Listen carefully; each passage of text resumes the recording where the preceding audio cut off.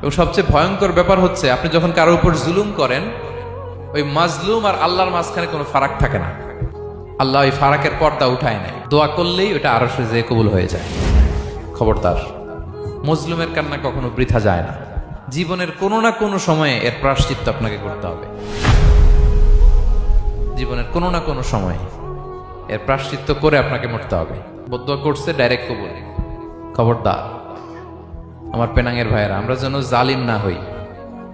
In it's any form, operation in it's any form, যেই কোনো ভাবে, যেই কোনো ক্ষেত্রে, যেই কোনো ধরনের হইতে পারে জুলুম। কাউকে আপনি ছোট্ট কোনো কাজে ঠকালেন, বন্টন নীতিতে ঠকালেন, হ্যাঁ, জমি মেরে দিয়ে ঠকালেন, আমানত মেরে দিয়ে ঠকালেন, ইন ইটস এনি ফর্ম যদি জুলুম করে থাকেন, খবরদার, মজলুমের কান্না কখনো বৃথা যায় না।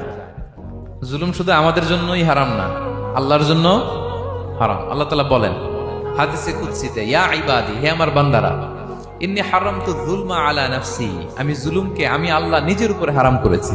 ওয়া জাআলতুহু বাইনাকুম মুহাররামা, এবং এই জুলুমকে তোমাদের উপর হারাম করেছি। ফালা তাযালামু, তোমরা একে অপরের উপর জুলুম করো না। জুলুম শুধু আমাদের উপরই হারাম না, আল্লাহ নিজের উপরও হারাম করেছেন। তাহলে জুলুমের সাথে কি মুমিনের কোনো সম্পর্ক থাকতে পারে? পারে না।